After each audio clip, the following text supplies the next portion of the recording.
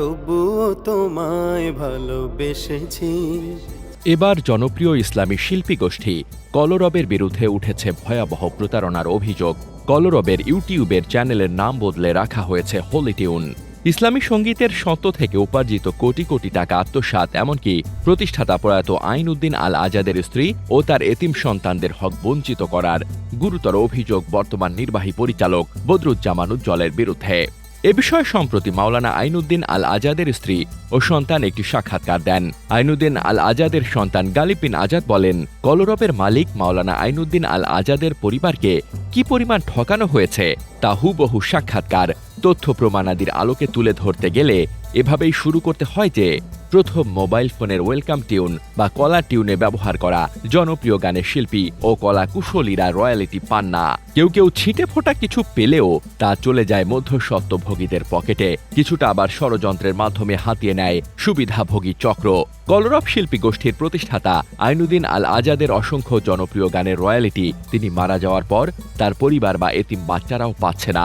সংগঠনটির নির্বাহী পরিচালক বদরুজ্জামান উজ্জ্বল ও প্রধান পরিচালক রশিদ আহমদ ফেরদৌস সহ একটি চক্র গানের রয়্যালিটি সহ কলরবের আয় নিজেরা কুক্ষিগত করছেন বলে অভিযোগ উঠেছে।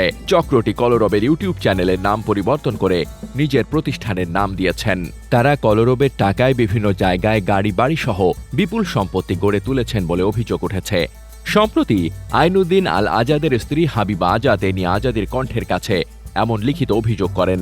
এর সঙ্গে আরও বেশ কিছু তথ্য উপাত্ত অনুসন্ধানে বেরিয়ে আসে অনিয়ম দুর্নীতির চিত্র।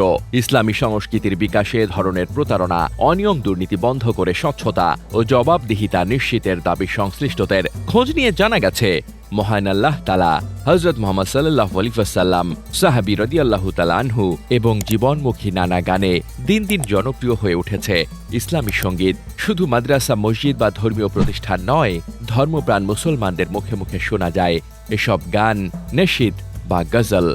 ধর্মীয় আবেগ ও অনুভূতি নিয়ে অনেকেই এসব গান দেখেন, শোনেন, আবার কেউ কেউ নিজের মোবাইলে ওয়েলকাম টিউন হিসেবেও ব্যবহার করে থাকেন। এজন্য গড়ে উঠেছে নানা শিল্পী গোষ্ঠী, যারা এরই মধ্যে ইসলামী গান, গজল, কৌতুক সহ নানা পরিবেশনায় মানুষের মন জয় করে নিয়েছেন। এর মধ্যে কলরব অন্যতম। 2004 সালের 28 মে জাতীয় শিশু কিশোর ইসলামী সংস্কৃতির সংগঠন কলরবকে মরহুম আইনউদ্দিন আল আজাদ প্রতিষ্ঠা করেন। ধীরে ধীরে কলরবের ইসলামী গান ও গজলগুলো জনপ্রিয়তা অর্জন করতে থাকে। বিশেষ করে মোবাইল ফোনে রিংটন এবং ওয়েলকাম টিউন হিসেবে গানগুলো ব্যাপক জনপ্রিয়তা অর্জন করে।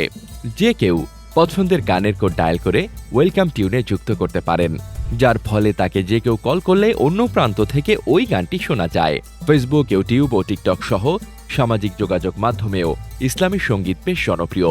2010 সালের 18 জুন নাটোরে এক সড়ক দুর্ঘটনায় প্রাণ হারান কলরবের প্রতিষ্ঠাতা আইনউদ্দিন আল আজাদ। মারা যাওয়ার আগেই B2M এর সঙ্গে কলরবের চুক্তি হয়। রেজিস্টার্ড গানের তালিকায় ছিল বন্ধু, পদ্মা মেঘনা যমুনার তীরে ও মদিনার বুলবুলি সহ 5টি গান। তার মৃত্যুর পর গ্রামীণ বাংলালিংক, রবি, এয়ারটেলে ইসলামী সঙ্গীতের WT ও RBT ইউজার বাড়তে থাকে। 2021 সালের নভেম্বর মাসে স্মৃতির মিনারে আইনউদ্দিন শীর্ষক স্মারক গ্রন্থ প্রকাশ করে কলরব। স্মারকে সুন্দরের অনুপ্রেরণা শিরোনামে স্মৃতি কথা লেখেন বর্তমান নির্বাহী পরিচালক বদরুজ্জামান উজ্জ্বল। সেখানে তিনি উল্লেখ করেন, কলরবের গানের ওয়েলকাম টিউন ও রিংব্যাক টিউন ব্যবহারকারীর সংখ্যা 1 কোটি ছাড়িয়েছে। এর মধ্যে শুধু আইনউদ্দিনের গানের ইউজারই 40 লাখ। অনুসন্ধানে জানা গেছে, তৎকালীন সময়ে একজন কলার টিউন ব্যবহারকারীর বিপরীতে মাসে 30 টাকা চার্জ নিত মোবাইল ফোন কোম্পানি। মধ্যস্থতাকারী প্রতিষ্ঠান অন মোবাইলের অর্ধেক অর্থাৎ 15 টাকা নিত, আর অন মোবাইলের সঙ্গে চুক্তিবদ্ধ প্রতিষ্ঠান B2M টেকনোলজি লিমিটেড এর অর্ধেক পেত। 7.5 টাকার অর্ধেক B2M রেখে বাকি অর্ধেক অর্থাৎ 3 টাকা 75 পয়সা গানের মালিক বা স্বত্বাধিকারীকে দিত। কলরবের সঙ্গীতগুলো মোবাইল ফোনে ওয়েলকাম টিউনে যুক্ত করে B2M। সেখান থেকে কলরব 2011 সালের প্রথম বিল পায় 15,000 টাকা। এরপর হু হু করে ব্যবহারকারী বাড়ার সঙ্গে বিলের অঙ্ক বাড়তে থাকে। বদরুজ্জামানের লেখা স্মৃতি কথার তথ্য অনুযায়ী কমিশন বাদ দিয়ে শুধু আইনউদ্দিনের গানে ওয়েলকাম টিউনে আয় হওয়ার কথা 1.5 কোটি টাকা, আর অন্য শিল্পী সহ মোট আয় হওয়ার কথা 3,75 লাখ টাকা। স্মৃতির মিনারে আইনউদ্দিন শীর্ষক স্মারক গ্রন্থে বদরুজ্জামানের দেওয়া তথ্য অনুযায়ী আইনউদ্দিন যাওয়ার 1.5 বছরের মাথায় শুধু কলার টিউন থেকে 5,25 লাখ টাকা আয় হয়। যদি গ্রাহক সংখ্যা আর বৃদ্ধি নাও পায়, তাহলে প্রতি মাসে অন্তত 5 কোটি টাকা আসার কথা। তৎকালীন সময়ে মোবাইল ফোনে কলার টিউন ব্যাপক জনপ্রিয় ছিল। প্রতিষ্ঠানটির সাবেক পরিচালকদের ভাষ্যমতে কলরবের গানের গ্রাহক তখনকার সময়ে 2 কোটি টাকা ছাড়িয়েছিল। কোনো গ্রাহক বাড়েনি ধরে হিসাব করলেও প্রতি বছর কলার টিউন বা ওয়েলকাম টিউন থেকে অন্তত 60 কোটি টাকা আয় হওয়ার কথা। 5 বছরে যা 300 কোটি ছাড়িয়ে যাওয়ার কথা। কিন্তু এসব বিষয়ে পরিবারকে যেমন অন্ধকারে রাখা হয়েছে, একই সঙ্গে কলরবের কর্মকর্তাদেরও কোনো তথ্য দেননি। তাছাড়া আইনুদ্দিনের স্ত্রী হাবিবা আজাদ লিখিত অভিযোগে কলরবের আয়ের বেশ কিছু খাতের কথা উল্লেখ করেছেন, যার মধ্যে সারা দেশে কলরবের প্রোগ্রাম, ভর্তি, কর্মশালা, বিজ্ঞাপন, সামাজিক যোগাযোগ মাধ্যম সহ 250 শতাধিক অডিও প্ল্যাটফর্ম থেকে প্রাপ্ত আয় অন্যতম।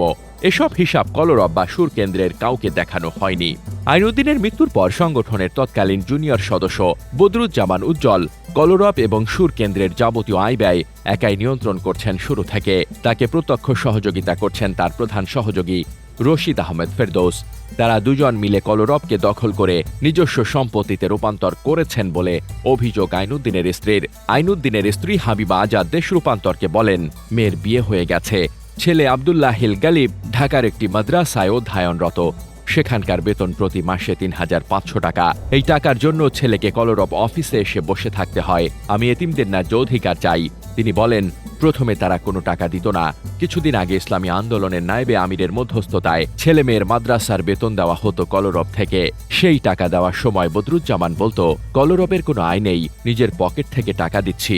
আইনুদ্দিন আল আজাদের স্ত্রী হাবিবা আজাদ লিখিত অভিযোগে উল্লেখ করেন, ইসলামী সঙ্গীত সংস্কৃতির চর্চা, প্রসার ও প্রোডাকশনের কাজ করা। কলরবের জন্ম মূলত অডিও প্রোডাকশন ও প্রযোজনা প্রতিষ্ঠান কলরব অডিও হাউস থেকে, যা পরবর্তীকালে শুধু সাংগঠনিক রূপ দিয়ে প্রযোজনা প্রতিষ্ঠান সুর কেন্দ্র প্রতিষ্ঠা করা হয়। উভয় প্রতিষ্ঠানের প্রতিষ্ঠাতা ও প্রধান ছিলেন প্রয়াত আজাদ। এসব প্রতিষ্ঠান থেকে প্রযোজিত এবং প্রকাশিত 22টি অ্যালবামের অসংখ্য জনপ্রিয় ইসলামী সঙ্গীত, বিশেষ করে আইনুদ্দিন আল আজাদের লেখা ও গাওয়া ব্যাপক জনপ্রিয় সঙ্গীত বাংলাদেশের বিভিন্ন মোবাইল অপারেটরগুলোতে কলার টিউন হিসেবে সর্বোচ্চ আয় করা গানের তালিকায় আসে। 2010 সালে গ্রামীণ ফোন, বাংলা লিংক ও রবি সহ বিভিন্ন কোম্পানিতে রেজিস্ট্রেশন হয়। কিন্তু দুর্ভাগ্যজনকভাবে ওই বছর 18 জুন আইনুদ্দিন আল আজাদ মারা যাওয়ার পর এই খাত থেকে কত টাকা আসে তা কেউ জানে না। 1,40,00,000 ইউজারের বিষয়ে বদরুজ্জামান উজ্জ্বল বলেন, এটা কথার কথা হতে পারে। অনেক সময় রাজনৈতিক নেতারা যে বলেন 18 কোটি মানুষ আমাদের সঙ্গে আছে, সেই 18 কোটি তো থাকে না। আবার তিনি বলেন, আমার এই লেখায় ছাপার ভুল হয়েছে, কারেকশন করতে হবে। ওয়েলকাম টিউন থেকে আয়ের ব্যাপারে প্রশ্ন করলে তিনি কিছু বলেননি। অথচ ওয়েলকাম টিউনের মধ্যস্থতাকারী প্রতিষ্ঠান B2M এর তথ্য মতে বর্তমান সময়ে ওয়েলকাম টিউন বা কলার টিউনের জনপ্রিয়তা কমেছে। বেশি মানুষ এই সেবা নিচ্ছে না, বিলের পরিমাণও কমেছে। এরপরও গত মাসে কলরবকে 56,000 টাকার একটি বিল দিয়েছে B2M। কলরবের সাবেক প্রধান পরিচালক হুমায়ুন কবির শামীম দেশ রূপান্তরকে বলেন, আজাদ ভাই বেঁচে থাকতে মিডিয়া বিভাগের দায়িত্বে ছিলেন বদরুজ্জামান। আজাদ ভাই তখন তাদেরকে বলেন, মোবাইলে কল দিলে অনেক গান শোনা যায়, আমাদের গানগুলো মোবাইলে কলার টিউন হিসেবে দেওয়া যায় কিনা। তখন আমরা এই কাজের জন্য বদরুজ্জামানকে দায়িত্ব দেই এবং তিনি B2M নামের একটি কোম্পানির সঙ্গে চুক্তি করেন। তিনি আরও বলেন, আজাদ ভাই মারা যাওয়ার পর B2M থেকে আমরা প্রায় 15,000 বিল পাই। এরপর বিলের পরিমাণ বাড়তে থাকলে ব্যাংকের মাধ্যমে লেনদেন করার পরামর্শ করি, কিন্তু এতে বদরুজ্জামান রাজি হননি। তৎকালীন অর্থ সম্পাদক আবু বকর সিদ্দিক বলেন, কলার টিউন থেকে বদরুজ্জামান দ্বিতীয় বিল বাবদ 50,000 টাকা নিয়ে আসেন। তার দাবি ছিল, যেহেতু তার মাধ্যমে বিলগুলো আসছে, তাই এই টাকা থেকে তাকে একটি মোবাইল কিনে দেওয়ার। কিন্তু সংগঠনের আয় মানে এটা সবার টাকা, তাই তারা রাজি হননি। তখন ব্যাংকের মাধ্যমে লেনদেন সহ আর্থিক স্বচ্ছতা নিশ্চিতের জন্য নানা উদ্যোগ নেওয়া হয়। এভাবে সফলতম একটি প্রতিষ্ঠান আজ প্রতারকদের খপ্পরে।